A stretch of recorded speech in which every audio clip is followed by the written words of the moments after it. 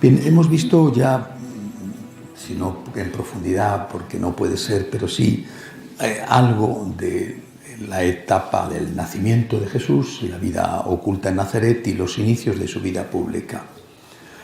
Quisiera dedicar este retiro, y si Dios quiere, el del mes que viene también, a dar unas líneas generales sobre el mensaje de Jesús. Jesús no fue un hombre marcado esencialmente por la polémica, pero no cabe duda de que dentro de su comportamiento generó polémica, y esa polémica terminó provocando su muerte de cruz.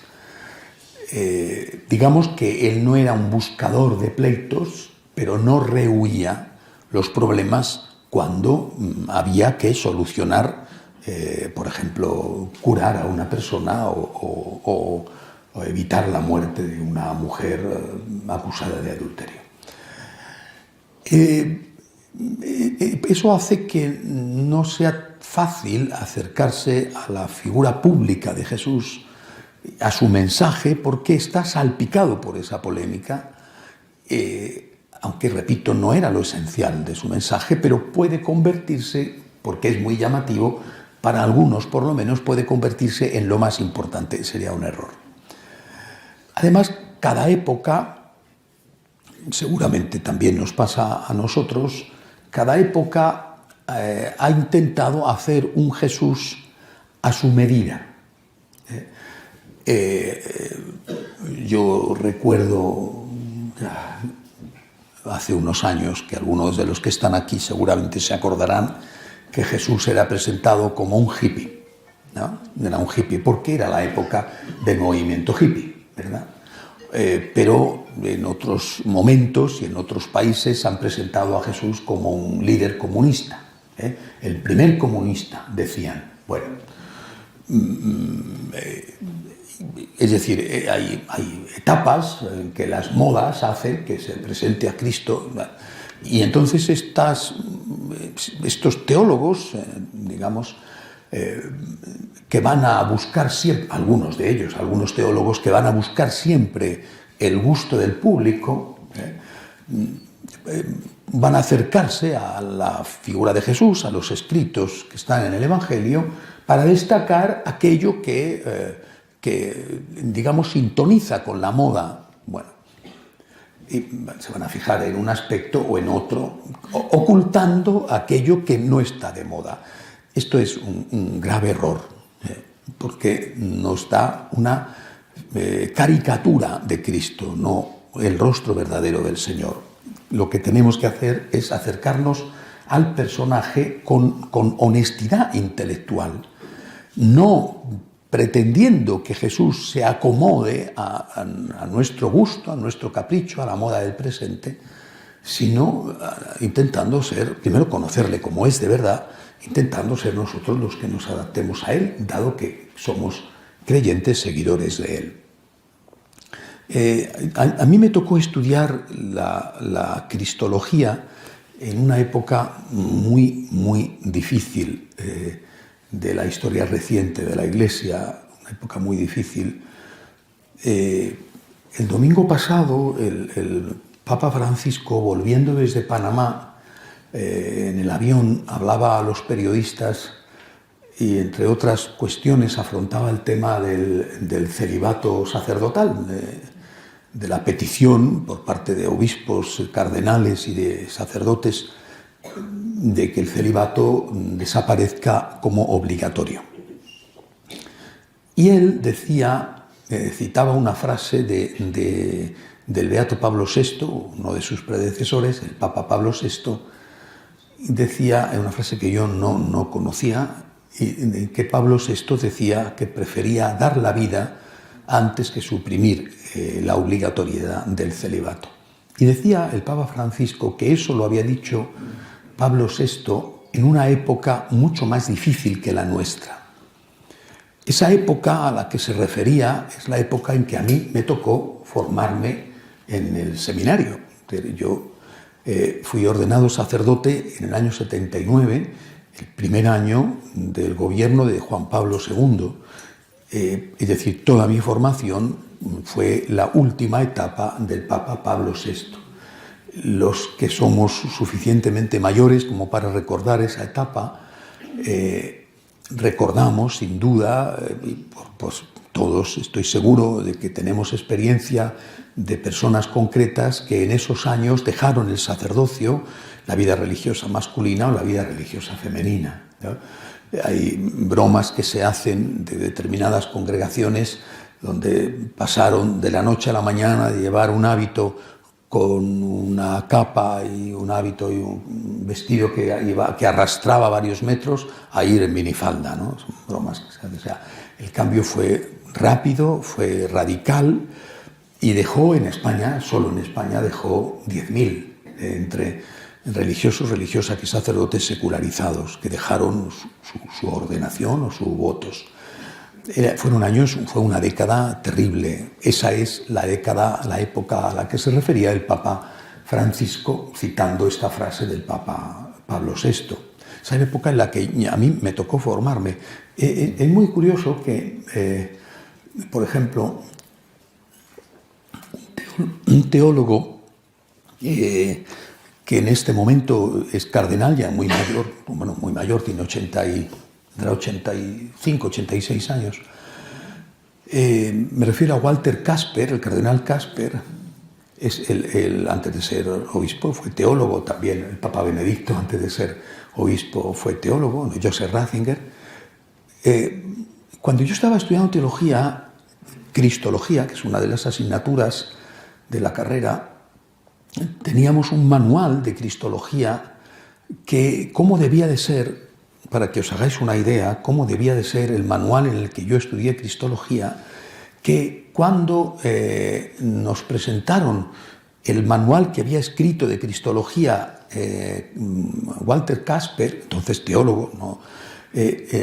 Ya nos lo presentaron como que Kasper había escrito una cristología conservadora.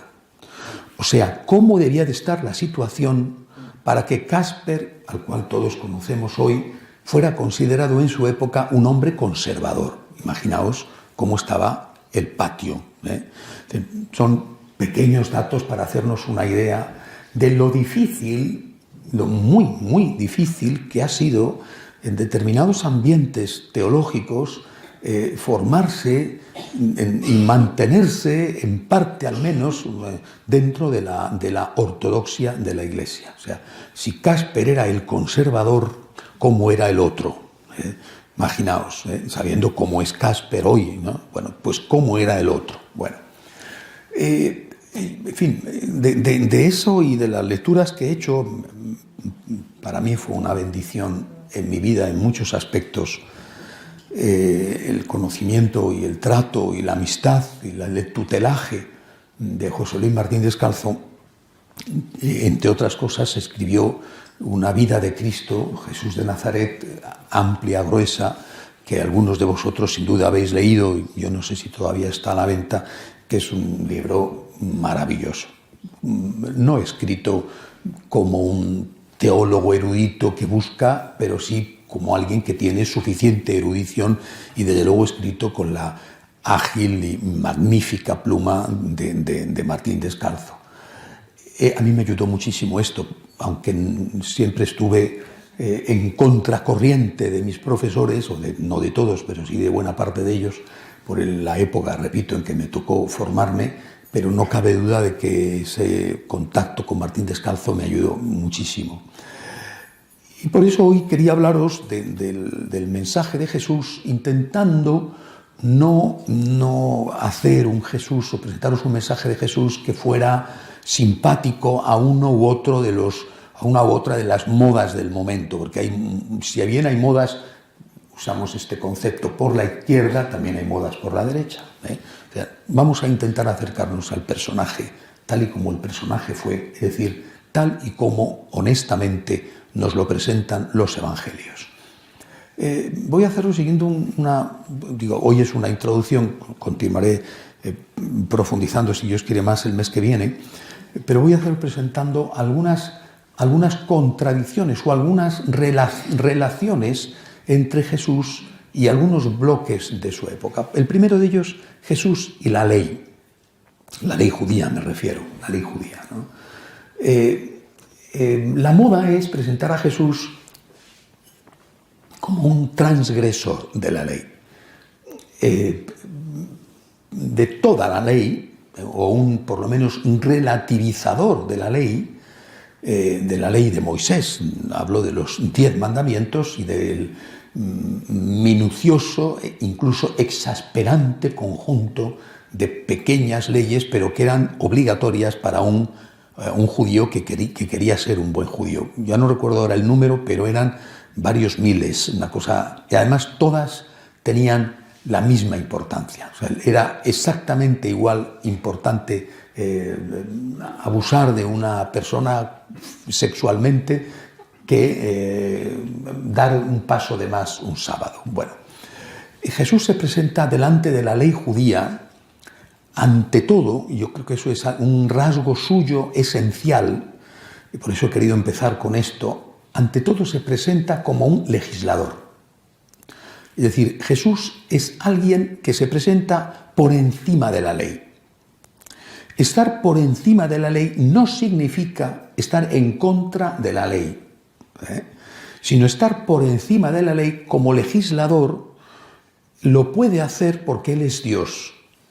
No olvidéis que el gran legislador del pueblo judío había sido Moisés. Bueno, pues Jesús se presenta como alguien que está por encima de Moisés, por encima de Moisés y de la ley de Moisés. Se llama, de hecho, la ley mosaica, no porque haya la ley de mosaicos, de mosaica viene de Moisés. Se presenta por encima de la ley porque Él es Dios, mientras que Moisés no lo era. Con mucha frecuencia dice, es una frase que utiliza y que el Evangelio repite: habéis oído que se os dijo, pero yo os digo.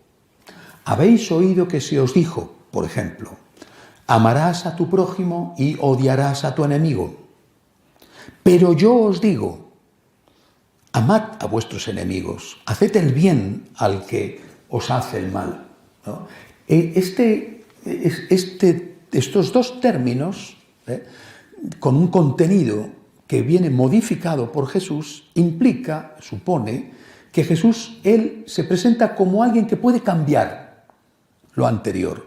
Habéis oído que se os dijo, y ahora viene el contenido de lo que habéis oído que se os dijo, pero yo, que soy el legislador porque yo soy Dios, y puedo cambiar lo que dijo Moisés, que Moisés no era Dios, sino que era un enviado por mi Padre, yo cambio esto.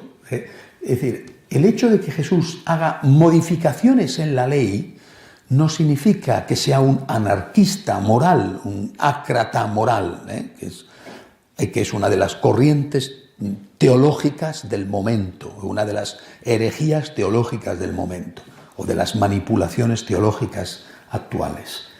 Jesús es alguien respetuoso de la ley, que va a corregir cosas que o bien no terminó de enseñar bien Moisés, o bien han sido malinterpretadas posteriormente después de Moisés.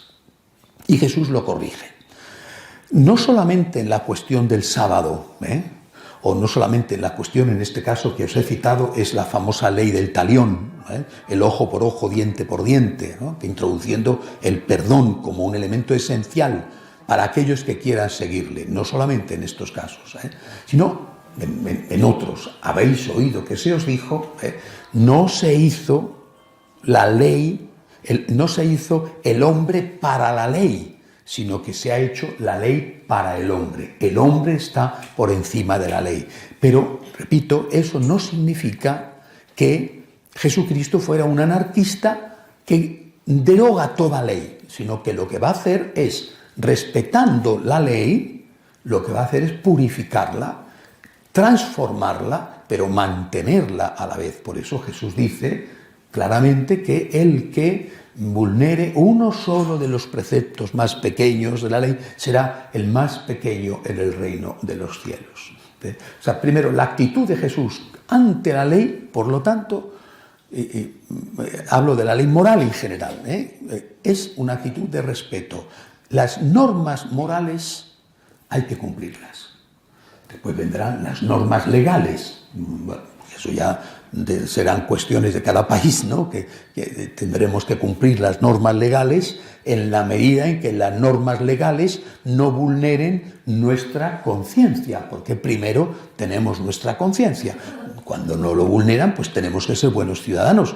Pero si la norma legal me obligara a hacer algo contrario a mi conciencia, tengo el derecho de hacer objeción de conciencia o de resistirme, incluso si fuera necesario, pues a dar la vida, como hicieron los mártires cuando se negaron a poner incienso en el altar de los dioses o en el altar del emperador en la época romana. Bueno, pero dejando estos casos aparte de choque entre ley moral y ley civil, el católico respeta la ley civil, pero primero tiene que cumplir sus normas morales. Por tanto, la ley no es una cosa rechazada por Cristo, la ley moral. La ley moral judía fue corregida, purificada y presentada de otra manera, presentada desde la perspectiva del amor. La palabra amor, que es una palabra bellísima, cada vez me da más miedo utilizarla, porque es una palabra muy manipulada, ¿no? Y en nombre del amor se justifica demasiadas cosas malas, ¿no?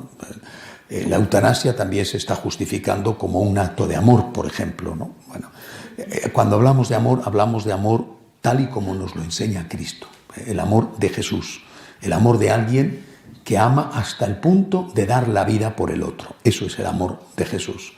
Ese es el amor verdadero. Bueno, te quiero tanto que estoy dispuesto a dar la vida por ti. Eso es el amor verdadero. Y después de la vida viene todo lo demás. Estoy dispuesto a estar en tu compañía sin echarte a un lado, aunque hayas envejecido, aunque estés enfermo, aunque tengas un carácter que ha ido empeorando con el tiempo, aunque yo te quiero y porque te quiero estoy a tu lado, ¿no? O voy a darte una ayuda económica, en fin, lo que sea. Eso es la ley del amor cristiano.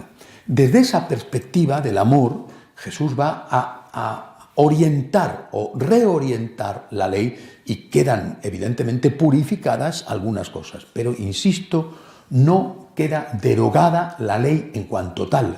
Las leyes morales en el catolicismo son beneficiosas.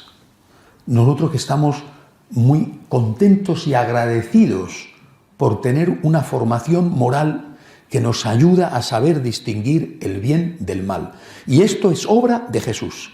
Esto no es una obra posterior de la Iglesia que tiene que controlar la conciencia de los hombres, o bien para evitar desmanes, o bien para tenerlos en un puño y poder mantener una postura de poder desde la casta clerical.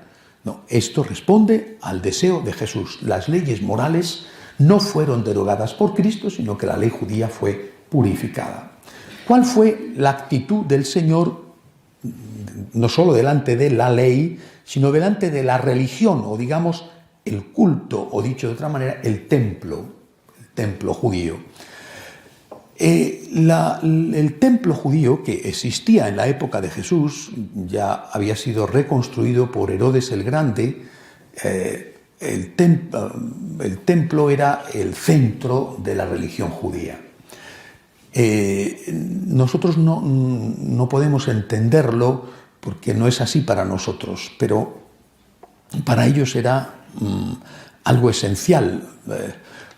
Si alguno ha estado en Jerusalén o ha visto algún reportaje, habrá visto el respeto profundo que tienen los judíos cuando van a lo que se llama el Muro de las Lamentaciones, que es una pared del templo, es el muro de carga del templo, porque sobre el Muro de las Lamentaciones ahí está la explanada del templo, que es donde se alzaba el templo. O sea, ese es el muro de contención del templo, una obra, por otra parte, realmente faraónica, gigantesca. Bueno, cuando ves allí, lo ves, la altura que eso tiene, bueno, los no metros cúbicos, sino kilómetros cúbicos de tierra que está sosteniendo, cómo debía de ser de grande, de extraordinario, de maravilloso el templo de Jerusalén, no ya el templo que edificó Salomón, sino el templo que hizo Herodes el Grande, que es el que existe en la época de Jesús.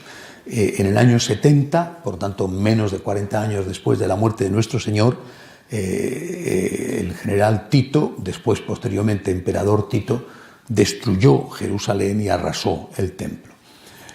Posteriormente se edificaron en el templo 2 mezquitas, que son las que en la explanada del templo durante la época de dominio musulmán se edificaron 2 mezquitas que todavía existen. El templo era el centro de la religión judía, de una manera, repito, que no podemos entender nosotros, mientras que la sinagoga no era un templo. Uno puede pensar en el templo como, qué sé yo, el Vaticano, y las sinagogas como las parroquias que están distribuidas por el mundo. No, no es así, de ninguna manera. En el templo se daba culto a Dios, y el culto a Dios solo se daba en el templo. Y el culto era un culto de corazón, por supuesto. Los profetas insistieron muchísimo en eso, en la purificación del culto. Hay que leer a Isaías, a Jeremías, a Amós. Pero era también un culto externo, un culto que se celebraba con el sacrificio de animales. Las descripciones que hay de la época de Jesús sobre este punto son minuciosas, te ayudan a entender, por ejemplo, el griterío en el templo, la multitud, no digo ya en las grandes fiestas, digo cotidianamente, los balidos de las ovejas al ser sacrificadas o simplemente al estar allí para ser vendidas. No iba a venir una persona, un judío que venía desde la Bética, por ejemplo, desde Hispalis, desde Sevilla, iba a ir allí a su peregrinación anual y no iba a ir con la oveja, no, iba con su dinero y allí compraba la oveja, la entregaba a los matarifes la mataban, corría la sangre, era importantísimo, los canales por donde discurría la sangre, todo eso, había que quemar las vísceras, en fin, todo eso, imaginaos lo que era, no era un corderito, eran miles todos los días, ¿no? ¿Quién ofrecía no una oveja, sino un ternero, por ejemplo? Bueno, todo eso implicaba, lógicamente, un gran negocio, porque, bueno, ¿qué hacías con todos esos animales sacrificados, ¿no? Pues una parte los quemabas, ¿no?, como ofrenda, pero nuevamente se quemaban las vísceras, lo otro se repartía, se vendía, todo esto era una cantidad enorme de dinero. Bueno, el templo era un lugar de culto realizado y basado en los sacrificios expiatorios con animales.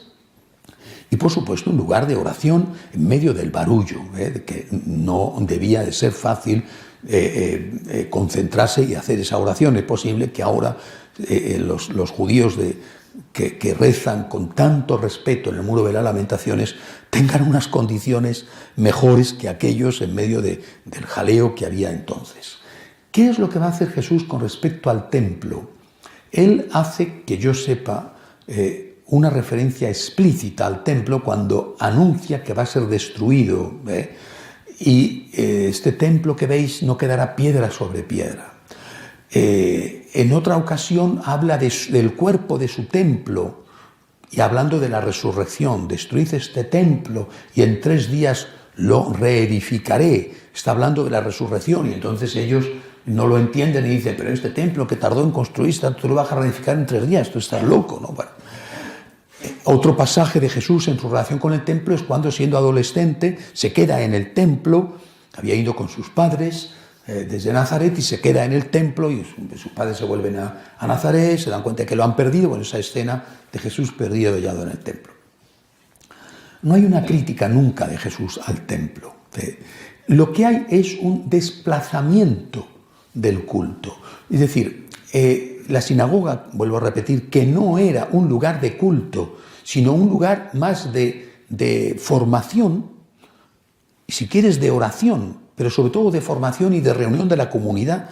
En la sinagoga no había, por supuesto, Eucaristía, pero sí que estaban los llamados rollos de la ley, o sea, los escritos, que sobre todo era el Pentateuco, los 5 libros del Pentateuco, y luego los escritos que tuvieran, no sé si en todas las sinagogas del mundo tenían todos los escritos, ¿verdad? Pero desde luego pues los libros históricos, los de los reyes, bueno, los libros de los jueces, después los libros de los profetas, la Biblia, el Antiguo Testamento.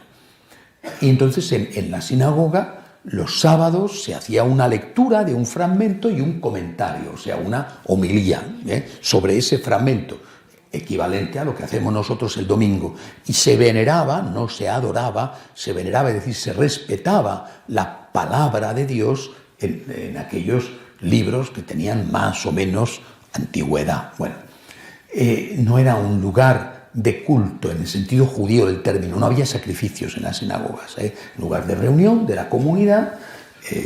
En general, en la época de Jesús, desde luego, las mujeres que estaban separadas de los hombres se reunían en la sinagoga y las mujeres que estaban separadas por unas celosías, de tal forma que podían ver unos entrecañados, ¿no? Es decir, que se podían ver y no ser vistas, o al menos no ser vistas demasiado. Bueno, entonces el culto, digo, era el templo, no era la sinagoga. Lo que va a hacer Jesús es un desplazamiento del lugar del culto y de la entidad o del ente del culto. Ya no hay que dar culto a Dios en un lugar concreto, sino que hay que dar culto a Dios en tu corazón, en primer lugar. Por lo tanto, la persona se convierte en el templo. Es decir, el bautizado es el templo. Lo dice San Pablo. Vosotros sois templos del Espíritu Santo. Cada uno de vosotros que es un templo que contiene algo sagrado. La persona bautizada se ha convertido en un hijo adoptivo de Dios, se ha convertido en algo sagrado, hijo adoptivo de Dios. Antes erais esclavos, dirá San Pablo, ahora sois hijos. Antes erais siervos, ahora sois herederos. Es decir, esto es esencial en nuestra fe, la presencia del Señor en el prójimo. El que a vosotros os escucha, dirá hablando de los apóstoles, a mí me escucha. O el que ha hecho esto al más pequeño, a mí me lo ha hecho. Id malditos de mi Padre porque he tenido hambre y no me habéis dado de comer. ¿Cuándo? Cuando no se lo has hecho a este, a mí no me lo has hecho. Oíd benditos porque he tenido hambre. ¿Cuándo? Cuando se lo has hecho a este, a mí me lo has hecho. Es decir, el templo como tal, siendo importante en el cristianismo, siendo muy importante por otro motivo distinto del motivo judío, el templo como tal pasa a estar presente en la persona. Cada persona es un lugar sagrado, de tal forma que tú, para hablar con Dios, basta con que te recojas en lo interior de tu corazón. Y entonces Jesús, por ejemplo, dice a aquellos que creen que porque usan muchas palabras Dios les va a escuchar. Dice, no, cuando tengas que hablar con Dios, entra en tu interior y dile a Dios, Padre nuestro que estás en el cielo. Es decir, Dios está dentro de ti, hay una presencia de Dios en ti que ha sido santificado por el bautismo, especialmente cuando tú estás en gracia de Dios. Es decir, el prójimo se ha convertido en el lugar de culto. Y entonces, ¿qué papel ocupa el templo como tal? Lo que llamamos nosotros la iglesia templo, no la iglesia comunidad, la iglesia cuerpo místico de Cristo o la iglesia pueblo de Dios, sino el templo, el edificio físico. El edificio físico tiene importancia, sobre todo en función de que allí está y se celebra la Eucaristía. O ha estado la Eucaristía. Puedes encontrarte con un lugar que ya no es un templo, pero que lo fue. Cada vez hay más iglesias desacralizadas. Aún así, allí estuvo presente el Señor.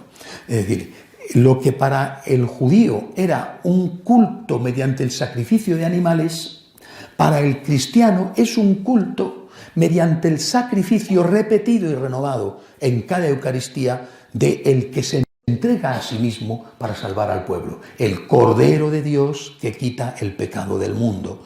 O sea, aquel cordero, o miles de corderos, o el ternero, o la paloma, o los pichones, o lo que fuera, que era sacrificado en el templo como expiación de los pecados del pueblo, ese cordero ha quedado sustituido por el Cordero de Dios que quita el pecado del mundo. Y eso no solo una vez, en el Viernes Santo, cuando nuestro Señor derrama su sangre en el Gólgota, sino cada vez que se produce el sacrificio eucarístico, por eso se le llama sacrificio eucarístico, se renueva el sacrificio de la cruz, se actualiza el sacrificio de la cruz, pero de forma incruenta, es decir, no hay sangre, pero de nuevo, cuando el Señor se hace presente en el pan y en el vino, se está renovando el sacrificio de la cruz. Este aspecto sacrificial de la Eucaristía hoy está prácticamente olvidado. Y hablamos de la Eucaristía desde otras perspectivas, que quizá también sean verdaderas, no cabe duda, algunas de ellas por lo menos, pero se olvida la importancia de la renovación del sacrificio de la cruz. Por eso el altar donde se renueva el sacrificio tiene importancia, porque allí es donde se hace la consagración, se renueva el sacrificio de la cruz. Y el sagrario, donde está el Cristo vivo, tiene importancia. Por lo tanto, el templo vivo es la persona, y tú puedes encontrarte con Cristo en tu interior. Tú puedes rezar en cualquier sitio. Tú puedes rezar mientras das un paseo por el campo. Tú puedes rezar en tu casa, en tu habitación. Tú puedes rezar en un avión. Tú puedes rezar mientras haces la comida. No hay un lugar de oración. La persona es el lugar y la persona es lo que se ha convertido en sagrado. En la persona hay una presencia de Cristo y una presencia de Dios. Pero no solamente en la persona hay una presencia de Dios, también hay una presencia de Dios en el templo. En ese templo hay una presencia de Cristo en la Eucaristía, en el sagrario, y hay una presencia espiritual en el sentido de que allí se renueva cada día, y a veces varias veces al día, se renueva el sacrificio incruento de la cruz. Por eso ese es un lugar sagrado, en el cual hay que estar con respeto, no porque no haya confianza con Jesús. Es decir, el hecho de que haya que estar en la iglesia, en el templo católico, con respeto, no significa que no tengas confianza. Tú puedes tener confianza con alguien y, sin embargo, respetarle. El respeto es un signo externo también de que ese amigo que está en el sagrario, con el cual tienes una relación, o deberías de tener una relación de amistad, ese amigo es tu Señor. El hecho de que sea tu amigo, de que sea tu hermano, de que Él te haya hecho hermano suyo, de que tengas confianza con Él, no anula su señorío. Él es el Señor. Es el Señor y es mi amigo. Pero las dos cosas son igualmente importantes. El hecho de que sea mi amigo o mi hermano no quita para que siga siendo el Señor. A la vez, el hecho de que sea el Señor no impide que sea mi amigo. Yo puedo estar delante de Jesús con confianza sin faltarle al respeto. Sin faltarle al respeto físicamente. Por eso pedimos que delante del sagrario se haga un acto de adoración, arrodillándose, o de veneración, por lo menos, con una inclinación de cabeza a las personas que no pueden, por lo que sea, arrodillarse, o que cuando se va a comulgar, aparte de ir espiritualmente preparados en gracia de Dios, se haga un gesto que implique físicamente que reconoces el señorío de aquel que te va a hacer el honor extraordinario de entrar en tu casa sin que tú lo merezcas, cosa que tú mismo has dicho antes de la comunión: no soy digno de que entres en mi casa. Bueno, pues un gesto mínimo, pues comulgas en la boca como signo de respeto, o haces una inclinación de cabeza, o en algunos casos, si pueden, se imponen de rodillas. Pero al menos un gesto que indica que ese con el cual tienes confianza, al cual puedes llamar de tú, porque Él te lo ha permitido, incluso lo ha querido, pero ese sigue siendo tu Señor. Es decir, estas dos cosas se mezclan en el culto católico: la confianza y el respeto. Ni una ni la otra deben de quedar anuladas, la una por la otra. Es decir, para nosotros, por lo tanto, el templo judío queda desplazado a la persona que se convierte en sagrada, y lo que hagamos al prójimo se lo hacemos a Dios para mal y para bien. El daño que hacemos al prójimo se lo estamos haciendo también a Dios. Incluso tú mismo, el daño que tú te haces a ti, también se lo haces a Dios. Hay pecados que son pecados solitarios, y son pecados también contra Dios. Por eso yo no le he hecho nada a nadie, me he perjudicado a mí. La gula, el alcoholismo o el suicidio, es decir, pero es que tú eres una presencia, en ti hay una presencia de Dios. Al hacerte daño a ti, le has hecho daño a Dios. Por supuesto, al hacerle daño a tu hermano, le has hecho daño a Dios. El templo se desplaza a la persona y se desplaza a la iglesia, donde hay una presencia de Cristo, una presencia del Señor que requiere confianza y que requiere respeto.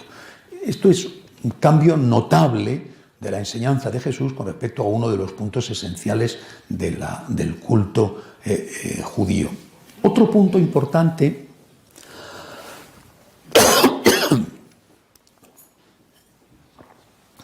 relacionado con esto es el trato de Jesús a la mujer.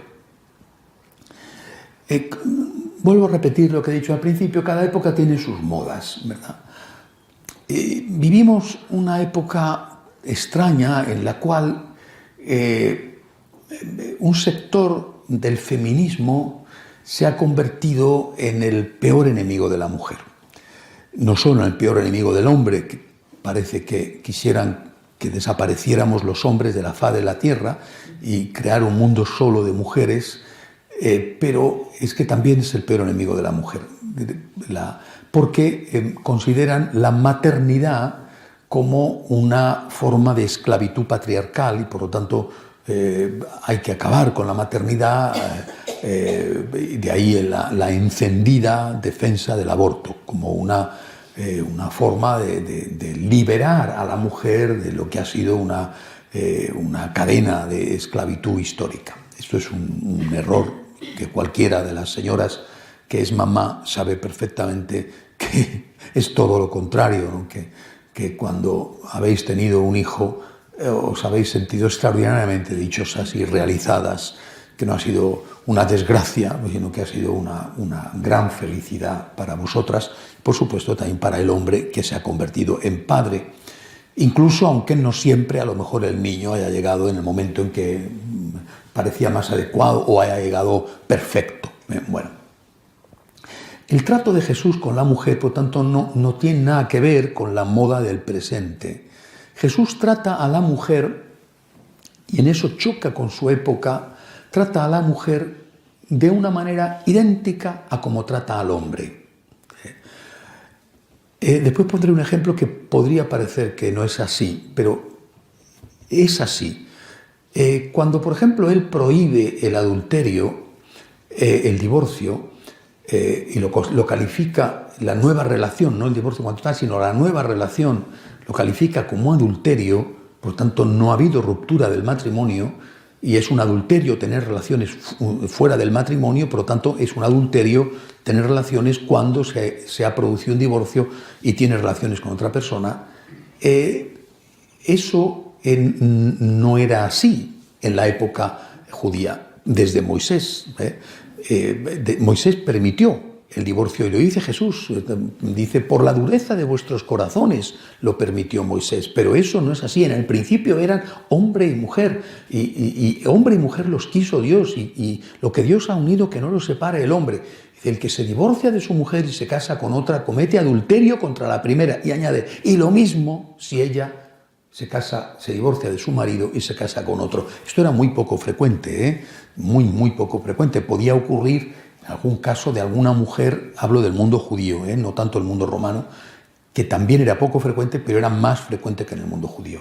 Pero en el mundo judío era poquísimo, muy poco frecuente, solo podía ocurrir en caso muy excepcional, quizá una mujer que fuera de una familia rica o poderosa y que más por motivos de intereses económicos o políticos convenía que aquel matrimonio se rompiera para esa muchacha de esa familia ser entregada a otra, porque los matrimonios como norma general los establecían los padres y los establecían además pues desde la infancia o incluso desde el nacimiento. Eran alianzas familiares, ¿no?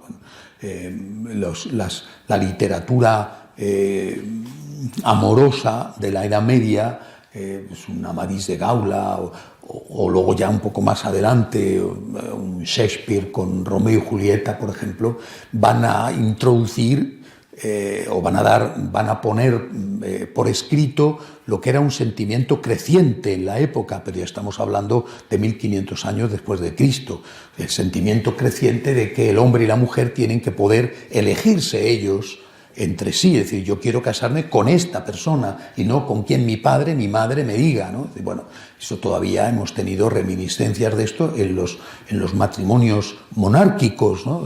Hasta recientemente, ¿no? Pienso en los reyes de Suecia, que creo que fueron de los primeros que rompieron esta norma, y ahora en España recientemente, ¿verdad?, con el matrimonio del actual rey Felipe VI, con la reina Leticia. Bueno, pero esto, repito, en aquella época no era así. Jesús no entra a decir que la mujer tiene derecho a casarse con quien quiera, o el chico, el hombre tiene derecho a casar con quien quiera. Lo que va a tratar es a la mujer en igualdad de derechos que el hombre. Pensad que la mujer no era válido su testimonio en un juicio, por ejemplo. O sea, una mujer veía un crimen y la mujer no podía testificar. He visto a esta persona matar a esta otra, ¿no? No se le consideraba válido su testimonio, como no se consideraba válido el testimonio de un esclavo. El caso, por ejemplo, de Susana, desde el Antiguo Testamento, aquellos 2 o 3 jueces que, no conocían 2 o 3, que habían intentado abusar de ella se negó y entonces la acusaron, en fin, se salvó por los pelos, ¿no? Pero su testimonio no tenía ningún valor. Jesús dignifica a la mujer poniéndola, en aquella época fue un gigantesco paso adelante, poniéndola al igual que el hombre. Lo va a decir San Pablo cuando lo reconoce: entre nosotros ya no hay esclavo ni libre, judío o griego, hombre o mujer. Aquí ya somos todos iguales, de la misma dignidad, todos hijos de Dios de la misma dignidad. Y la dignidad nos la ha dado la naturaleza humana común, y nos la da a nosotros los católicos el sacramento del bautismo, que nos hace hijos adoptivos de Dios.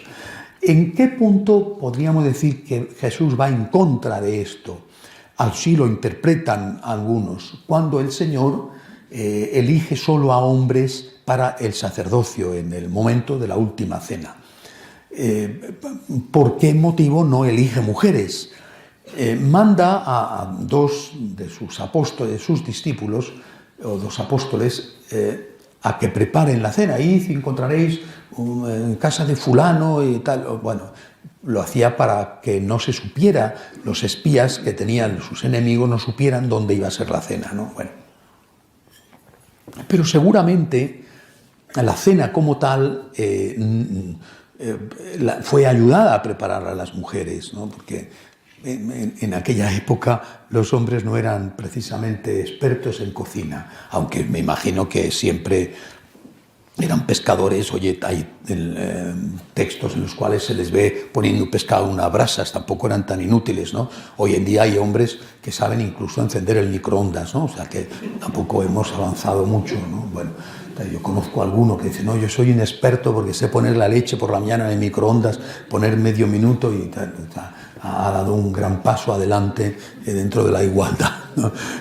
Bueno, pero no eran los que hacían las labores de la casa. Los hombres generalmente en aquella cultura, y por tanto no eran expertos en hacer lo que era la compleja comida de Pascua, entre otras cosas, hacer bien preparado y aderezado el cordero pascual, meterlo en el horno, etcétera, no era cualquier cosa, y sigue siendo una operación, no digo difícil, pero sí compleja, de que no se te pase, en fin.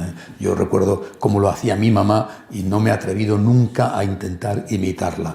No porque no me guste la cocina, sino porque sé que como hace una mamá las cosas, no lo hace nadie más, al menos para el gusto del hijo, porque la nuera seguro que piensa que lo hace mejor, ¿no?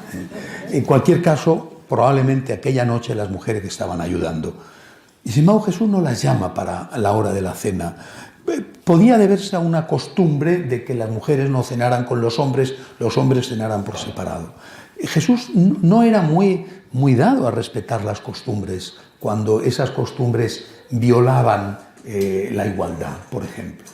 Es decir, tenemos constancia, lo dice literalmente el Evangelio, de que a Jesús le acompañaban mujeres.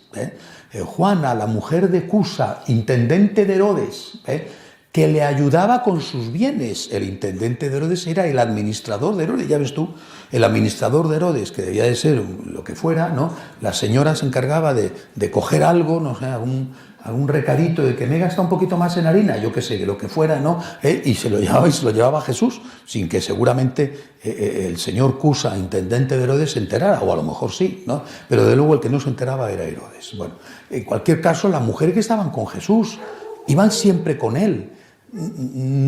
Y eso no estaba bien visto, porque además las mujeres que iban con Jesús, pues a veces eran mujeres de muy buena fama, ¿no? La Santísima Virgen, pero otras tenían una historia, ¿no? Lo dice el Evangelio, ¿no? María Magdalena, de la que había echado 7 demonios, dice, ¿no? Es decir, nuestro Señor, en la última cena, toma una opción de dejar a las mujeres fuera, y no lo hace como marginación de la mujer, sino que quiere poner de manifiesto que el sacerdote va a consagrar a los sacerdotes, el sacerdote le representa a él, y él es un hombre. Él no es bisexual, o no es un asexual, él es un hombre, y por lo tanto es necesario que hombre represente a hombre.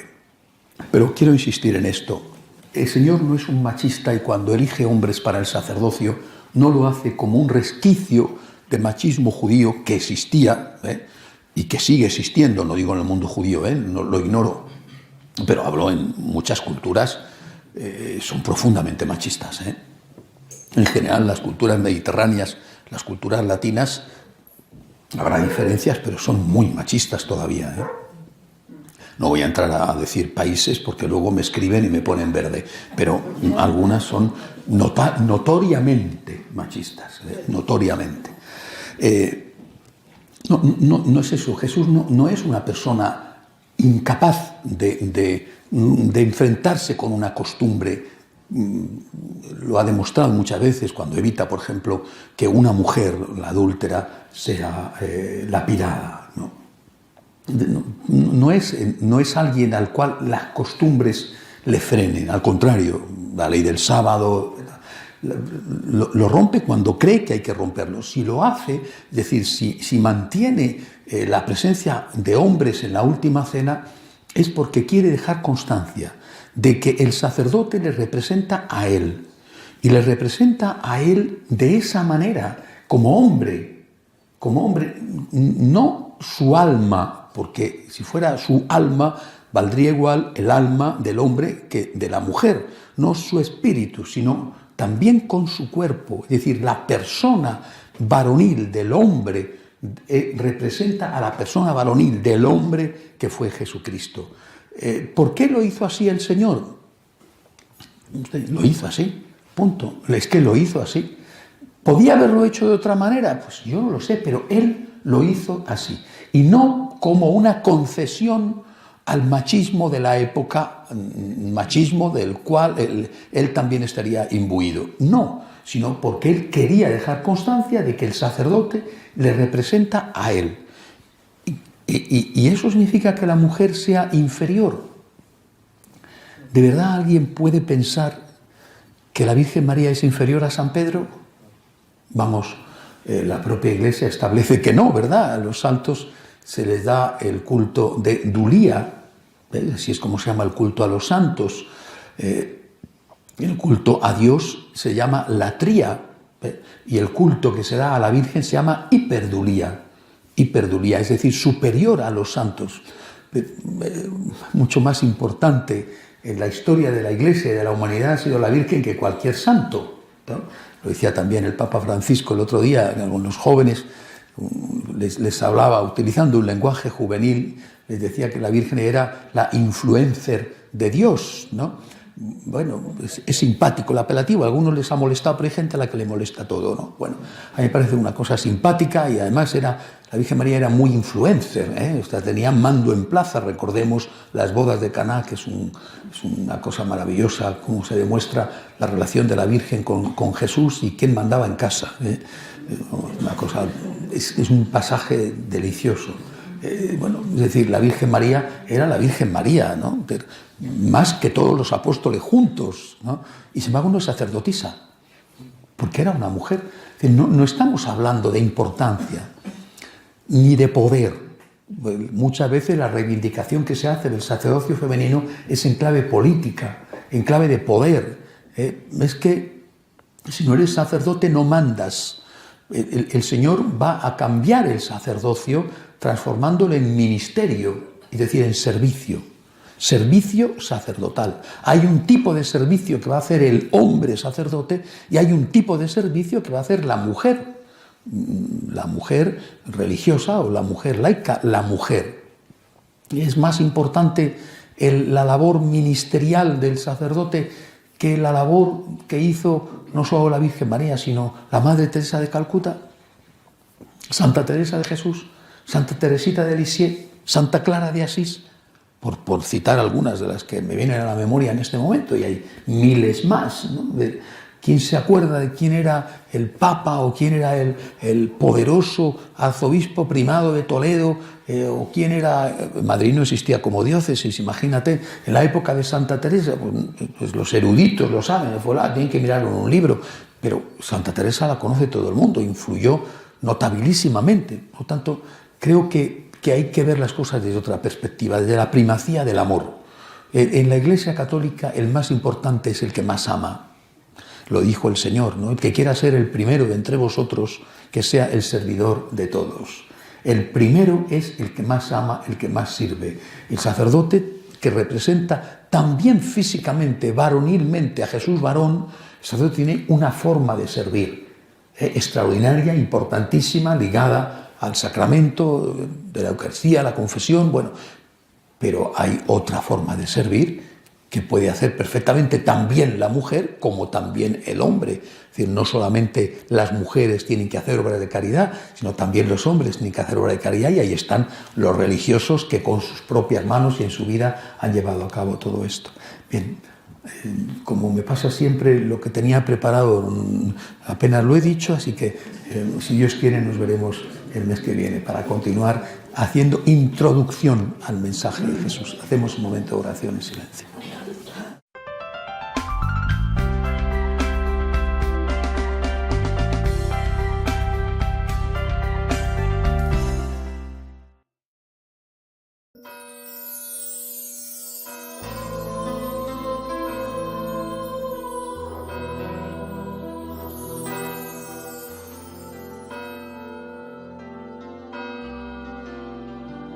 En el nombre del Padre, del Hijo, del Espíritu Santo. Amén. El Señor esté con vosotros. Y con tu espíritu. Empezamos la Santa Misa dando gracias a Dios y reconociendo que somos pecadores, pidiendo perdón. Yo confieso ante Dios Todopoderoso y ante vosotros, hermanos, que he pecado mucho de pensamiento, palabra, obra y omisión, por mi culpa, por mi gran culpa. Por eso ruego a Santa María, siempre Virgen, a los ángeles y a los santos, y a vosotros, hermanos, que intercedáis por mí ante Dios nuestro Señor. Dios Todopoderoso tenga misericordia de nosotros, perdone nuestros pecados y nos lleve a la vida eterna. Amén. Señor, ten piedad. Señor, ten piedad. Cristo, ten piedad. Cristo, ten piedad. Señor, ten piedad. Señor, ten piedad. Oremos.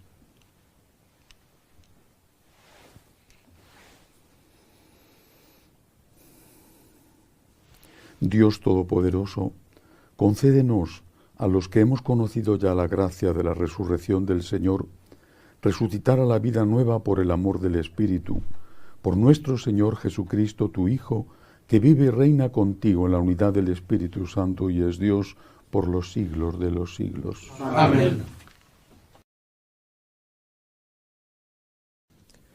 Lectura del libro de los Hechos de los Apóstoles. En aquellos días, Saulo, respirando todavía amenazas de muerte contra los discípulos del Señor, se presentó al sumo sacerdote y le pidió cartas para las sinagogas de Damasco, autorizándolo a traerse encadenados a Jerusalén a los que descubriese que pertenecían al camino, hombres y mujeres. Mientras caminaba, cuando ya estaba cerca de Damasco, De repente, una luz celestial lo envolvió con su resplandor. Cayó a tierra y oyó una voz que le decía: Saúl, Saúl, ¿por qué me persigues? Dijo él: ¿Quién eres, Señor? Respondió: Soy Jesús, a quien tú persigues. Pero levántate, entra en la ciudad, y allí se te dará lo que tienes que hacer. Sus compañeros de viaje se quedaron mudos de estupor, porque oían la voz, pero no veían a nadie. Saulo se levantó del suelo, y aunque tenía los ojos abiertos, no veía nada. Lo llevaron de la mano hasta Damasco. Allí estuvo 3 días ciego, sin comer ni beber. Había en Damasco un discípulo, que se llamaba Ananías. El Señor lo llamó en una visión: Ananías. Respondió él: Aquí estoy, Señor. El Señor le dijo: Levántate, y ve a la calle llamada Recta, y pregunta en casa de Judas por un tal Saulo de Tarso. Mira, está orando, y ha visto en visión a un cierto Ananías que entra y le impone las manos para que recobre la vista. Ananías contestó: Señor, he oído a muchos hablar de este individuo y del daño que ha hecho a tus santos en Jerusalén, y que aquí tiene autorización de los sumos sacerdotes para llevarse presos a todos los que invocan tu nombre. El Señor le dijo: Anda, ve, que ese hombre es un instrumento elegido por mí para llevar mi nombre a pueblos y reyes, y a los hijos de Israel. Yo le mostraré lo que tiene que sufrir por mi nombre. Salió Ananías, entró en la casa, le impuso las manos y dijo: Hermano Saulo, el Señor Jesús, que se te apareció cuando venías por el camino, me ha enviado para que recobres la vista y seas lleno de Espíritu Santo. Inmediatamente se le cayeron de los ojos una especie de escamas, y recobró la vista. Se levantó y fue bautizado, comió y recobró las fuerzas. Se quedó unos días con los discípulos de Damasco, y luego se puso a anunciar en las sinagogas que Jesús es el Hijo de Dios. Palabra de Dios. Te alabamos, Señor. Id al mundo entero y proclamad el Evangelio. Id al mundo entero y proclamad el Evangelio. Alabad al Señor todas las naciones, aclamadlo todos los pueblos. Id al mundo entero y proclamad el Evangelio. Firme es su misericordia con nosotros, su fidelidad dura por siempre. Id al mundo entero y proclamad el Evangelio. Aleluya, aleluya, aleluya. Aleluya, aleluya, aleluya. El que come mi carne y bebe mi sangre, dice el Señor, habita en mí y yo en él. Aleluya, aleluya, aleluya.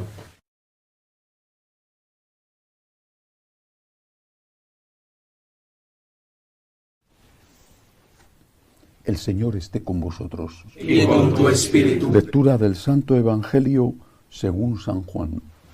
Gloria a ti, Señor.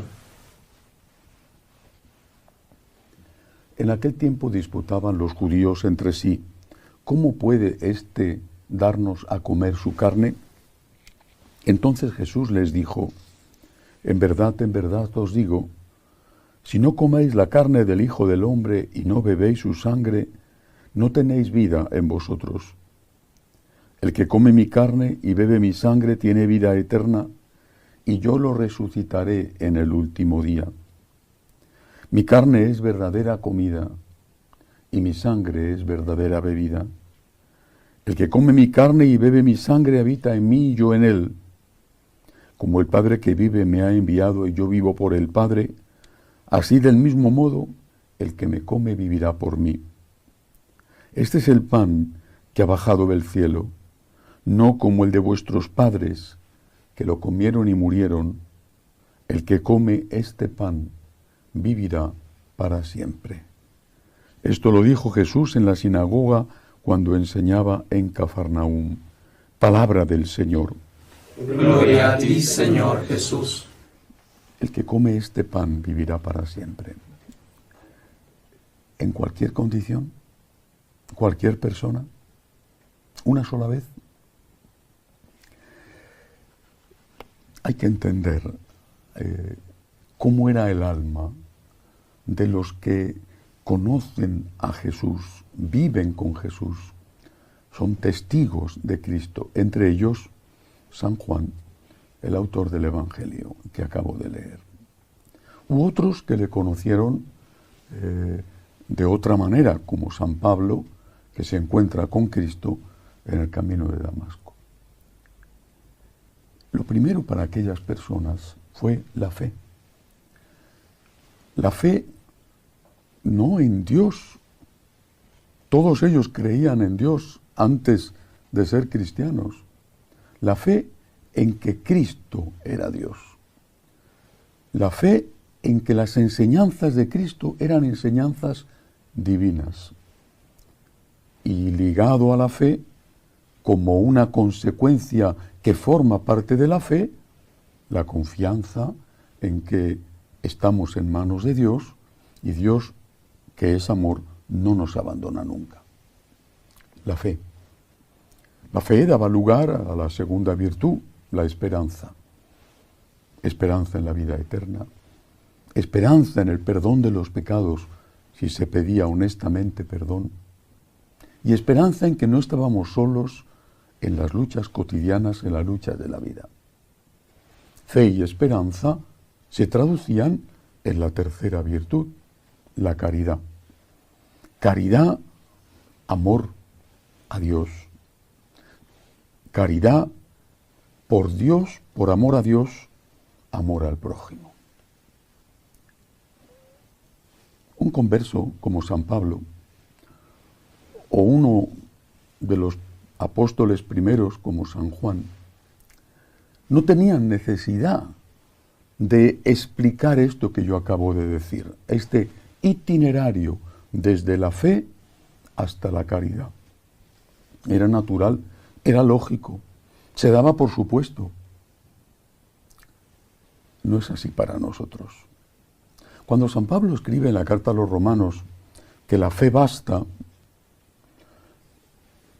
que nosotros con la fe en Cristo estamos ya justificados, primero hay que leer el conjunto de la carta, hay que leer las otras cartas de San Pablo, hay que leer todo el Nuevo Testamento, incluso el Antiguo. Bueno, pero es que San Pablo está diciendo que la fe basta, porque para él era natural, era evidente que una persona que tenía fe tenía agradecimiento y tenía amor. Amor frágil, amor con pecado, también lo dice él, llevo este tesoro en una vasija de barro. Pero al menos deseo de amar. Y el que desea amar, ya ama. Esto no es así de natural, ni de intuitivo, ni de espontáneo para todos. Y por eso el apóstol Santiago, el pariente del Señor, obispo de Jerusalén, en su carta dice que la fe hay que demostrarla con obras. Y añade, demuéstrame con las obras tu fe, y yo te demostraré con mis obras mi fe. Porque ya Santiago se da cuenta de que algunos están malinterpretando a San Pablo y diciendo, yo tengo fe en Dios. Ah, pero qué fácil. Ya estoy salvado. Ah, pero qué fácil. Esto lo va a utilizar precisamente Lutero para una de las herejías más dañinas y destructivas en la historia de la Iglesia. No la que más, la peor fue la de Arrio, pero esta una de las que más. No hace falta hacer el bien. Basta con tener fe. Oye, pero qué fácil. La fe sin obras es una fe muerta. ¿Por qué cuento todo esto? Porque pasa exactamente igual con la Eucaristía. ¿Basta con comulgar y ya vas al cielo? Una lectura literal y aislada del resto de San Juan, de los evangelios, de las cartas, podría dar lugar a esta interpretación. Vuelvo a leerlo. Este es el pan que ha bajado del cielo, no como el de vuestros padres que lo comieron y murieron. El que come este pan vivirá para siempre. Y antes ha dicho, el que come mi carne y bebe mi sangre tiene vida eterna y yo lo resucitaré en el último día. ¿Puedes hacer una comunión sacrílega y ya con eso estás salvado? Ser un asesino, un violador, un corrupto. Pero ya has hecho un día una comunión, quizá la primera comunión cuando eras un niño. ¿Y ya con eso estás salvado? Es evidente que no. Repito, texto leído e interpretado en el contexto del propio autor, Evangelio de San Juan, del resto de los libros de la Biblia. Cuando San Juan escribe esto, cuando está transmitiendo las palabras del Señor, está dando por supuesto que una persona que tiene fe en la presencia del Señor, en el pan y en el vino consagrado de la Eucaristía, una persona que tiene fe en que Dios se ha hecho hombre, en que se ha quedado en ese fragmento de pan por amor a nosotros. Esa persona que tiene fe está de rodillas ante Dios, dándole las gracias e intentando con todas sus fuerzas vivir como el Señor quiere que viva. Una persona que tiene fe para San Pablo, para San Juan, y quizá habría que decir para cualquiera que fuera normal, una persona que tiene fe se esfuerza por tener amor. La fe es la puerta que da entrada a una habitación. Esa habitación es la caridad. Y después de la puerta hay un pasillo que es la esperanza. Y se llega a la habitación, la caridad. Si no pasas por la puerta, no llegas a la habitación, no llegas a la caridad. Podrás tener otras cosas, por ejemplo, solidaridad, pero no caridad, que es distinta. Ahora bien, si entras en la puerta y no recorres hasta el final, ¿de qué te sirve? Si comulgas y cometes un sacrilegio, ¿crees de verdad que por haber comulgado vas a ir al cielo habiendo cometido un sacrilegio? Y si comulgas una vez en tu vida y después vives de espaldas a Dios, en contra de Dios, haciendo daño a Dios y al prójimo, ¿vas a ir al cielo por haber comulgado una vez en tu vida? Estas palabras de San Juan, estas palabras del Señor nos están diciendo que cuando comulgas con fe, vives con fe o intentas, al menos con todas tus fuerzas, vivir de forma coherente, consecuente con esa fe. Y entonces sí, Él te resucitará en el último día.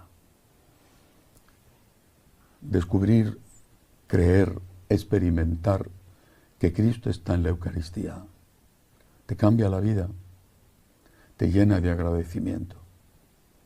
Y el que tiene agradecimiento en su corazón se esfuerza por demostrar ese agradecimiento con sus obras.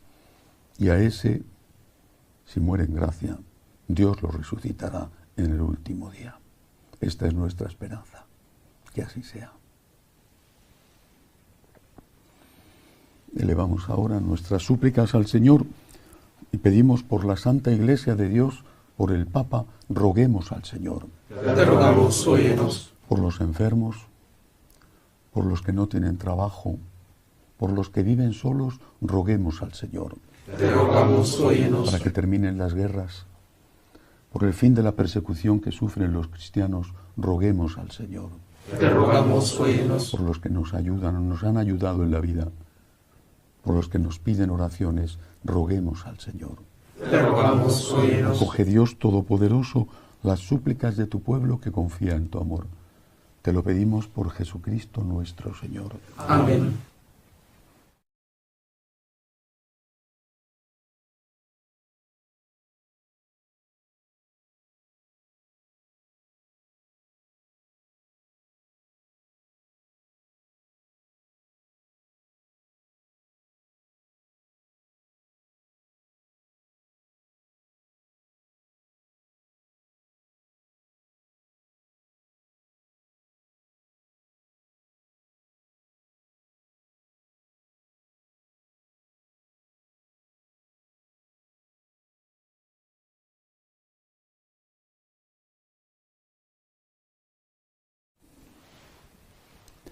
Bendito seas, Señor, por este pan, fruto de la tierra y del trabajo del hombre, que recibimos de tu generosidad y ahora te presentamos.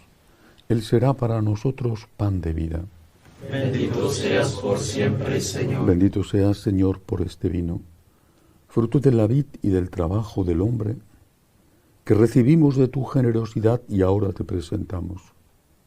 Él será para nosotros bebida de salvación. Bendito seas por siempre, Señor. Orad para que este sacrificio mío y vuestro sea agradable a Dios Padre Todopoderoso. Que el Señor reciba de tus manos este sacrificio para alabanza y gloria de su nombre, para nuestro bien y de toda su santa Iglesia. Te pedimos, Señor, que en tu bondad santifiques estos dones, aceptes la ofrenda de este sacrificio espiritual y nos transformes en oblación perenne por Jesucristo nuestro Señor. Amén. El Señor esté con vosotros. Y con tu espíritu. Levantemos el corazón. Lo tenemos levantado hacia el Señor. Demos gracias al Señor nuestro Dios. Es justo y necesario. En verdad es justo y necesario. Es nuestro deber y salvación glorificarte siempre, Señor. Pero más que nunca, exaltarte en este tiempo glorioso en que Cristo, nuestra Pascua, ha sido inmolado. Porque Él no cesa de ofrecerse por nosotros, intercediendo continuamente ante ti. Inmolado ya no vuelve a morir, sacrificado vive para siempre. Por eso, con esta efusión de gozo pascual, el mundo entero se desborda de alegría, y también los coros celestiales, los ángeles y los arcángeles cantan el himno de tu gloria diciendo sin cesar: Santo, Santo, Santo es el Señor Dios del universo. Llenos están el cielo y la tierra de tu gloria. Hosana en el cielo, bendito el que viene en nombre del Señor. Hosana en el cielo. Santo eres en verdad, Señor, fuente de toda santidad. Por eso te pedimos que santifiques estos dones con la efusión de tu Espíritu, de manera que sean para nosotros cuerpo y sangre de Jesucristo nuestro Señor, el cual, cuando iba a ser entregado a su pasión voluntariamente aceptada, tomó pan. Dándote gracias, lo partió, lo dio a sus discípulos diciendo: Tomad y comed todos de él, porque esto es mi cuerpo, que será entregado por vosotros.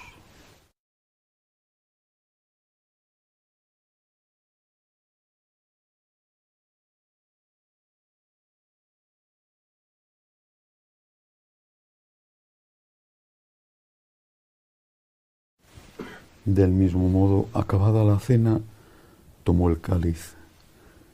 Dándote gracias de nuevo, lo pasó a sus discípulos, diciendo: Tomad y bebed todos de él, porque este es el cáliz de mi sangre. Sangre de la alianza nueva y eterna, que será derramada por vosotros y por muchos para el perdón de los pecados. Haced esto en conmemoración mía.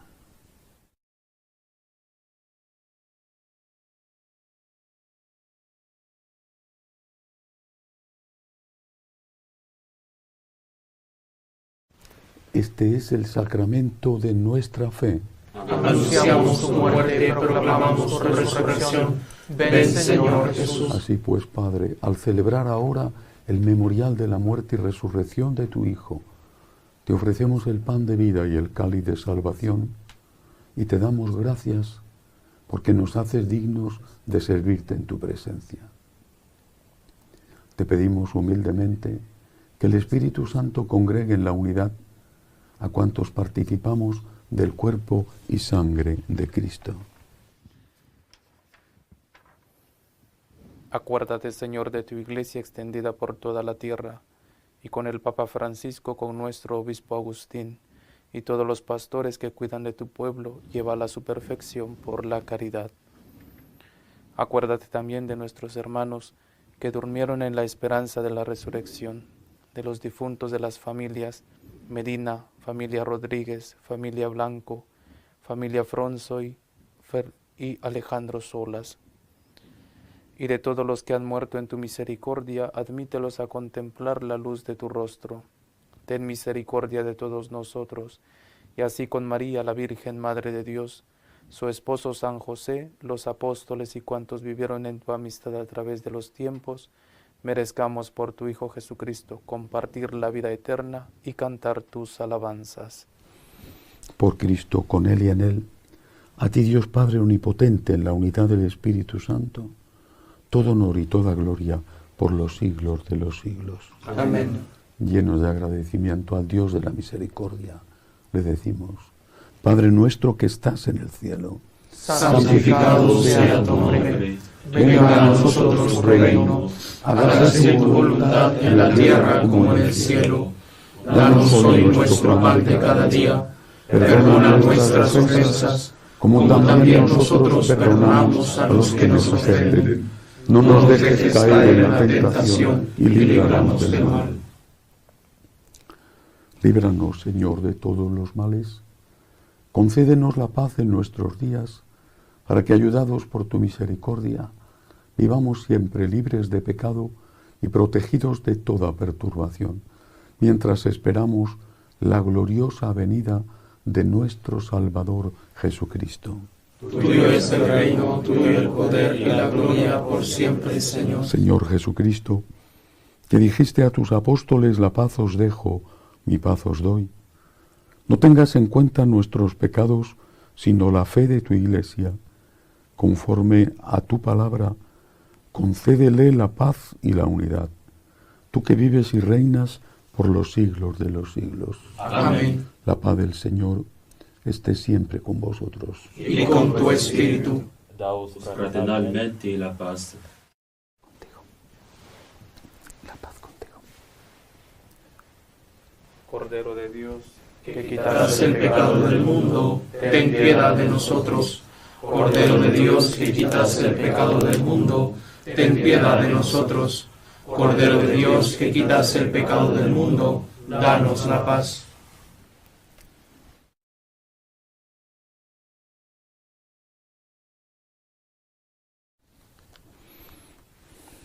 Este es el Cordero de Dios que quita el pecado del mundo. Dichosos los llamados a esta cena. Señor, no soy digno de que entres en mi casa, pero una palabra tuya bastará para sanarme.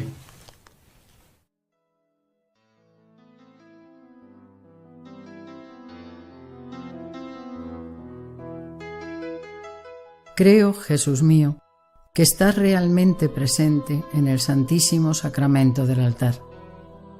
Te amo sobre todas las cosas y deseo recibirte dentro de mi alma. Pero como ahora no puedo comulgar, ven al menos espiritualmente a mi corazón. Y como si ya te hubiese recibido, te abrazo y me uno del todo a ti. Señor, no permitas que me aparte de ti. Amén.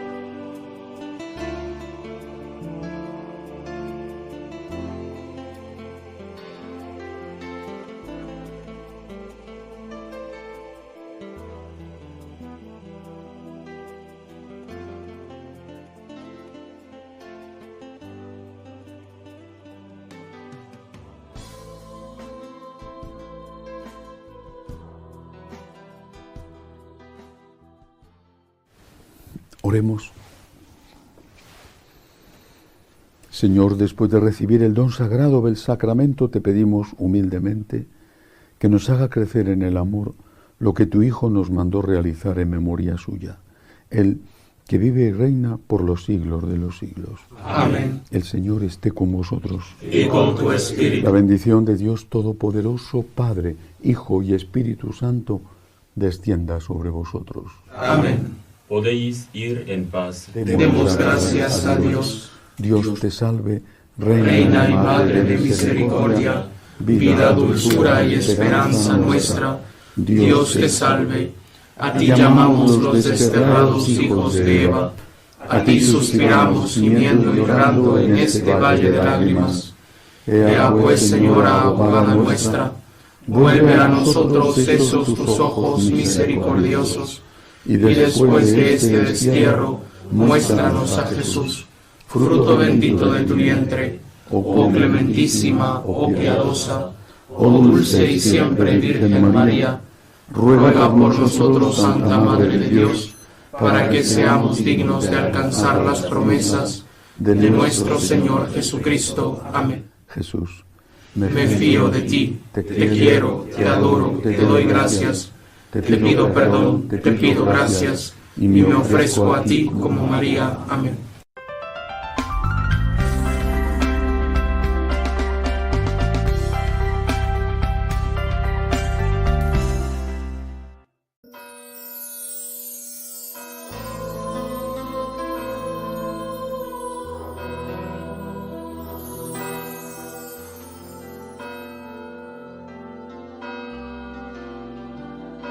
En el nombre del Padre, del Hijo, del Espíritu Santo. Amén.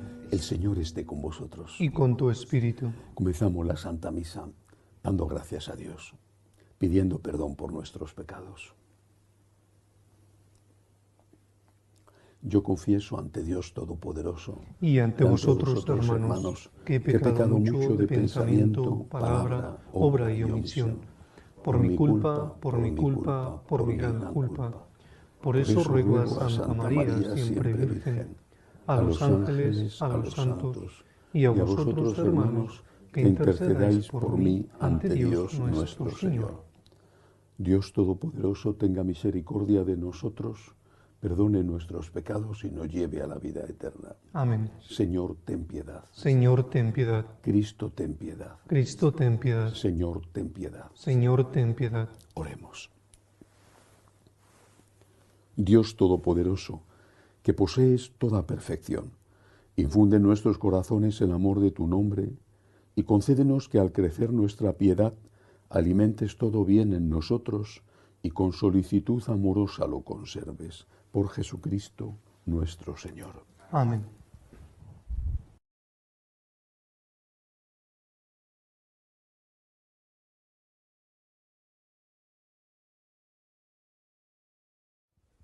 Lectura de la primera carta del apóstol San Pablo a los Corintios.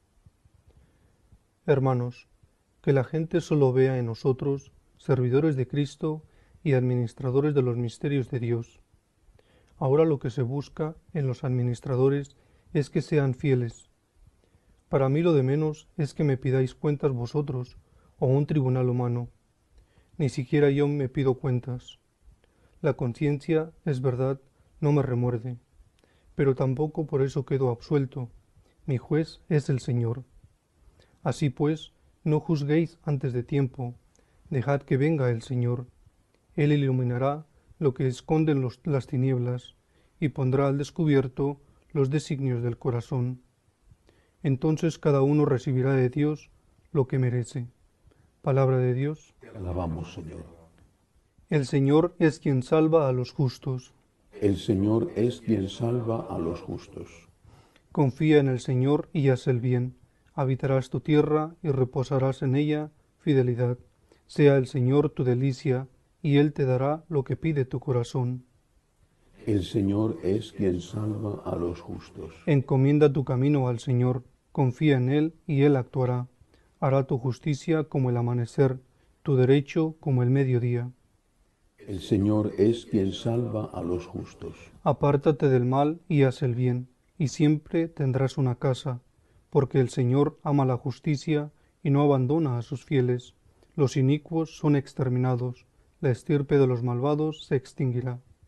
El Señor es quien salva a los justos. El Señor es quien salva a los justos, Él es su alcázar en el peligro. El Señor los protege y los libra de los malvados y los salva porque se acogen a Él. El Señor es quien salva a los justos. Aleluya, aleluya, aleluya. Aleluya, aleluya, aleluya. Yo soy la luz del mundo, dice el Señor. El que me sigue tendrá luz de la vida. Aleluya, aleluya, aleluya.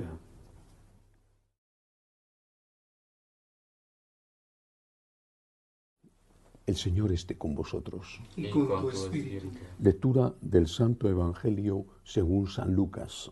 Gloria a ti, Señor.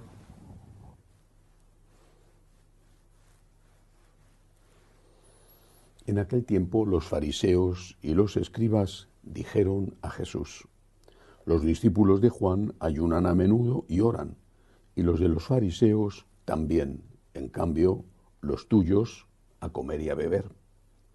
Jesús les dijo: ¿acaso podéis hacer ayunar a los invitados a la boda mientras el esposo está con ellos?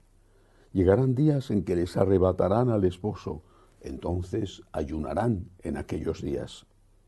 Les dijo también una parábola: nadie recorta una pieza de un manto nuevo para ponerla a un manto viejo, porque si lo hace, el nuevo se rompe y al viejo no le cuadra la pieza del nuevo. Nadie echa vino nuevo en odres viejos, porque si lo hace, el vino nuevo reventará los odres y se derramará, y los odres se estropearán. A vino nuevo, odres nuevos. Nadie que cate vino añejo quiere del nuevo, pues dirá: el añejo es mejor. Palabra del Señor. Gloria a ti, Señor Jesús. ¿Cuál es el vino nuevo? ¿A qué se refiere el Señor? Nosotros hablamos de Nuevo Testamento. Está refiriéndose probablemente a ese Nuevo Testamento. ¿Pero en qué consiste el vino nuevo? Hay una relación con Dios que es la esencia de cualquier religión. Hay una relación con Dios en el Antiguo Testamento que está marcada por algunas palabras clave. Por ejemplo, la palabra respeto. Un respeto que quizá era entendido a veces como temor e incluso como miedo, como terror. Ese respeto a Dios, ese temor de Dios, es una de las características del Antiguo Testamento. Y llevaba al judío, al que quería vivir según su religión, llevaba a cumplir unas normas morales que había dado el Señor y que estaban inscritas en la naturaleza humana, pero que habían sido hechas explícitas, habían sido escritas en las tablas de piedra en el Sinaí por el Señor, que se las dio a Moisés, los 10 mandamientos. Y también le llevaba a ese creyente judío a cumplir unas normas litúrgicas, no solo morales, unas normas litúrgicas que eran minuciosas y en el tiempo de Jesús numerosísimas. Además, exigía al judío creyente y practicante, exigía algo esencial, y era que no debía adorar a otros dioses. La relación espiritual de un judío con Dios no estaba exenta de amor, no estaba exenta de agradecimiento. Estoy seguro de que había muchos judíos, y empiezo por pensar en los padres de la Santísima Virgen, que amaban a Dios, que querían amarle, y que desde luego cumplían los mandamientos y lo hacían no solamente por respeto o por temor, sino que lo hacían por el deseo de amar a ese Dios que sabían que les amaba a ellos. Si uno lee sobre todo los profetas, pero no solo ellos, se da cuenta de que el mensaje del amor a Dios no es un mensaje inexistente en el Antiguo Testamento, Lo mismo que no es un mensaje inexistente el concepto de misericordia divina. Entonces, ¿en qué consiste el Nuevo Testamento? ¿En qué consiste la relación espiritual del Nuevo Testamento? ¿En qué consiste el vino nuevo? Pues que ese temor era lo principal en el Antiguo Testamento y muchos, no sé cuántos, además tenían el amor. Muchos, estoy convencido, pero desde luego no era lo principal, pero existía. Ahora en el Nuevo Testamento eso cambia. Lo principal viene a ser el amor.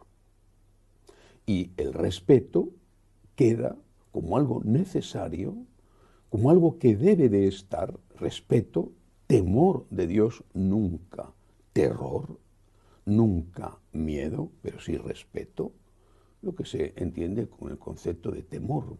Si a la palabra temor se le quita el carácter de miedo, respeto a Dios.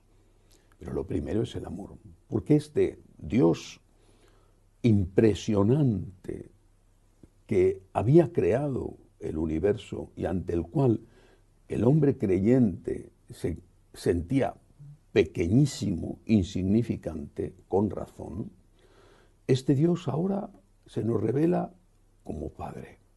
Ya sabían que era un Dios que amaba, pero sobre todo era el Dios que imponía respeto. Ahora, lo que ha querido revelarnos a través de Jesús es que es un amor infinito, una misericordia infinita, y que esa es su primera característica. Sigue siendo creador, todopoderoso, sigue teniendo derecho a nuestro respeto, a nuestra obediencia, pero sobre todo quiere nuestro cariño. ¿Y dónde está el problema? Decimos en España, no sé si eso se dice también en otros sitios, que donde hay confianza da asco. Es una expresión un poco fuerte, pero siendo una expresión vulgar, tiene su parte de razón. Donde hay confianza da asco. En decir que cuando tienes confianza con alguien, quizá terminas por abusar de ese alguien. Tienes confianza con él. Hay cosas que haces que no harías con alguien con quien no tuvieras confianza. Le respetarías un poco más. Se puede faltar al respeto. No por un exceso de amor, sino por un amor malentendido. En la iglesia de hoy, entre los católicos de hoy, falta mucho respeto a Dios. No sé si hay amor a Dios, hay confianza, pero no sé si hay amor, es decir, no sé si esa confianza se traduce en amor verdadero, pero desde luego falta muchísimo respeto. Cuando uno ve cómo se comportan los católicos, muchos católicos en la misa, cuál es su postura en la misa, cómo hablan o atienden el teléfono o están pensando o haciendo otras cosas, te das cuenta de que eso es impropio de una religión y desde luego jamás lo harían los judíos cuando estaban en el templo, y dudo de que lo hicieran los paganos, no solo porque en aquella época no había teléfono, pero sí que había la posibilidad de hablar, chismorrear, de criticar y por tanto de pecar. El vino nuevo es el amor al Dios que nos ama, el amor, el agradecimiento al Dios que ha dado la vida por nosotros, el agradecimiento al que ha entregado su sangre para salvarnos. Ese es el vino nuevo del Evangelio. Pero no podemos transformar la bondad de Dios en un motivo para abusar de Dios. Saber que Dios es nuestro Padre no puede reducirle al estado del abuelito anciano que ya no se entera de nada y que consiente todo, incluso los pecados, a sus nietecitos caprichosos que abusan de él. Dios es amor, pero no es tonto. Dios es amor, pero sigue siendo juez. Dios es amor, pero es el creador. Dios es amor, tiene derecho a nuestro amor, pero no debemos perderle el respeto, porque entonces el amor no existiría como verdadero amor, sino que sería una mera farsa para justificar nuestros abusos. Que así sea. elevamos nuestras súplicas al Señor y pedimos por la Santa Iglesia de Dios, por el Santo Padre, roguemos al Señor. Te rogamos, óyenos. Por la paz, para que termine la guerra en Ucrania, para que terminen las dictaduras comunistas en América, roguemos al Señor. Te rogamos, óyenos. Por los enfermos, los que no tienen trabajo, los que están sufriendo en su familia, roguemos al Señor. Te rogamos, óyenos. Por nuestros bienhechores, por los que nos piden oraciones, roguemos al Señor. Te rogamos, óyenos. Acoge, Dios Todopoderoso, las súplicas de tu pueblo que confía en tu amor. Te lo pedimos por Jesucristo nuestro Señor. Amén.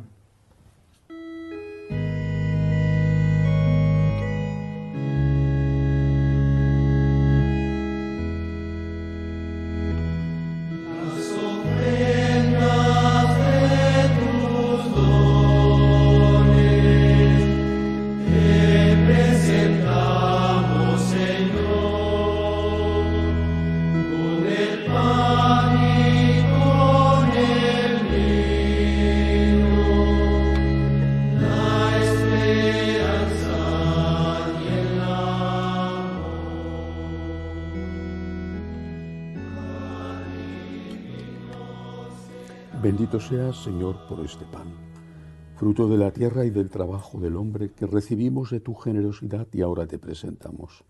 Él será para nosotros pan de vida. Bendito seas por siempre, Señor.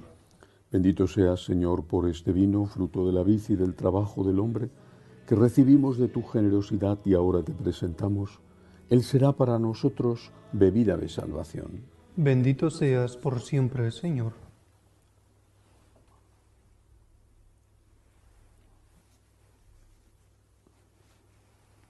Orad para que este sacrificio mío y vuestro sea agradable a Dios Padre Todopoderoso. El Señor reciba de tus manos este sacrificio para alabanza y gloria de su nombre, para nuestro bien y el de toda su santa Iglesia. Señor, que esta ofrenda santa nos alcance siempre tu bendición salvadora, para que perfeccione con tu poder lo que realiza en el sacramento. Por Jesucristo nuestro Señor. Amén. El Señor esté con vosotros. Y con tu espíritu. Levantemos el corazón. Lo tenemos levantado hacia el Señor. Demos gracias al Señor nuestro Dios. Es justo y necesario. En verdad es justo y necesario. Es nuestro deber y salvación darte gracias siempre y en todo lugar, Señor Padre Santo, Dios Todopoderoso y Eterno. Pues aunque no necesitas nuestra alabanza, es don tuyo el que seamos agradecidos. Y aunque nuestras bendiciones no aumentan tu gloria, nos aprovechan para nuestra salvación por Cristo, Señor nuestro.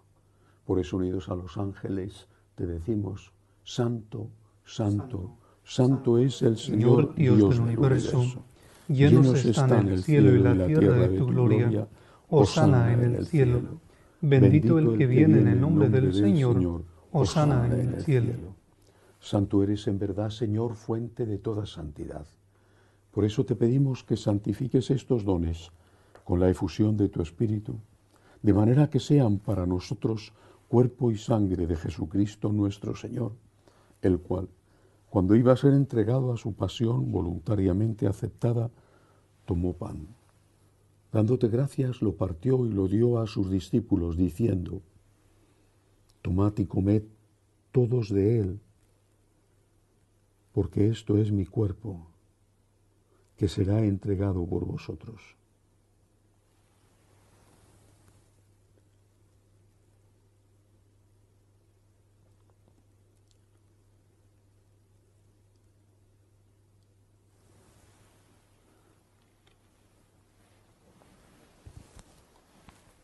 Del mismo modo, acabada la cena, tomó el cáliz.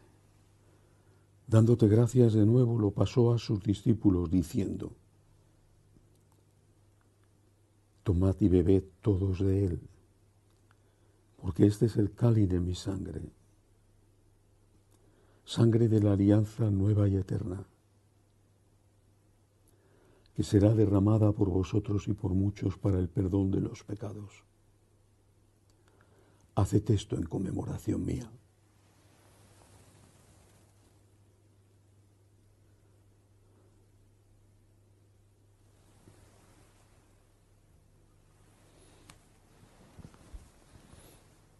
Este es el sacramento de nuestra fe. Anunciamos tu muerte, proclamamos tu resurrección.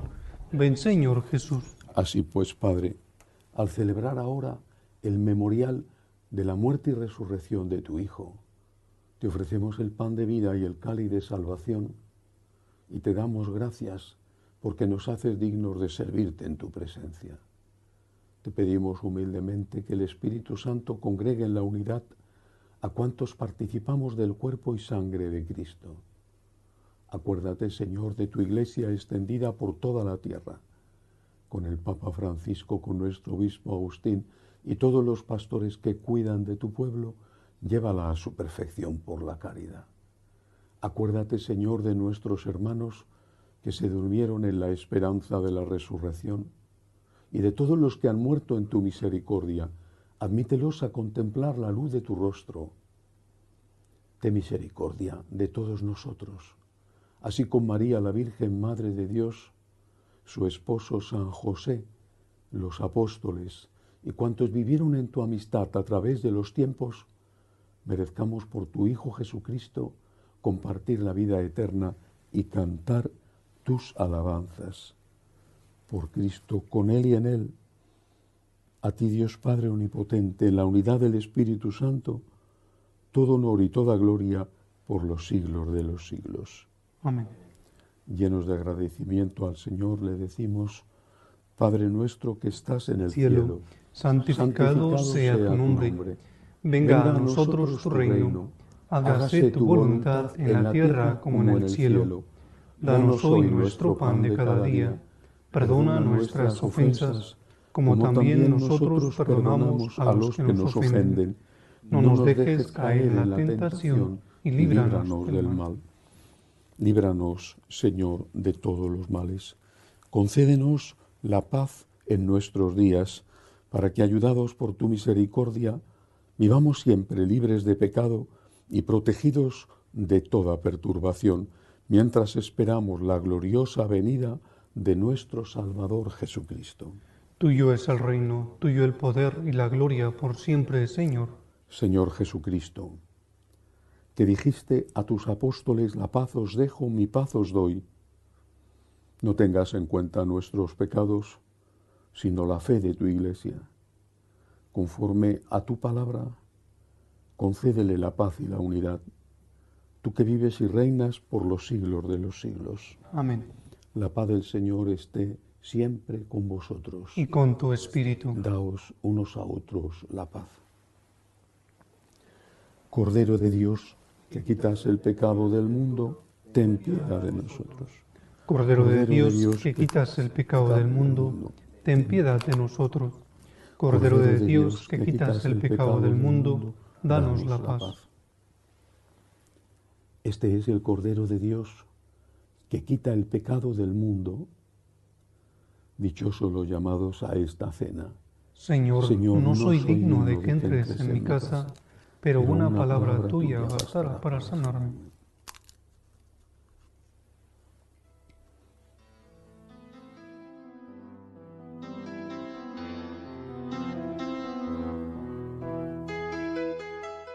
Creo, Jesús mío, que estás realmente presente en el Santísimo Sacramento del altar. Te amo sobre todas las cosas y deseo recibirte dentro de mi alma. Pero como ahora no puedo comulgar, ven al menos espiritualmente a mi corazón. Y como si ya te hubiese recibido, te abrazo y me uno del todo a ti. Señor, no permitas que me aparte de ti.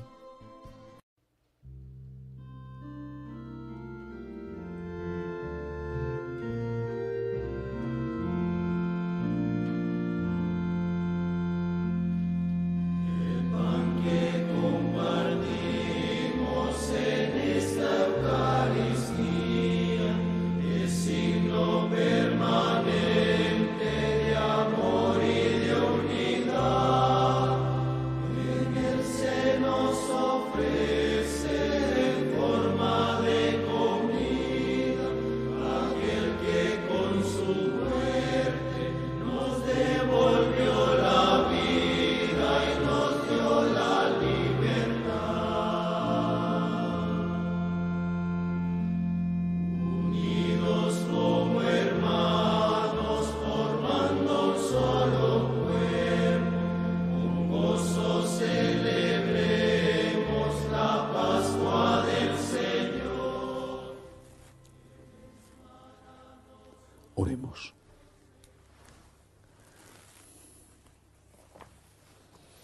Saciados con el pan de la mesa del cielo, te pedimos, Señor, que este alimento de la caridad fortalezca nuestros corazones y nos mueva a servirte en nuestros hermanos. Por Jesucristo nuestro Señor. Amén.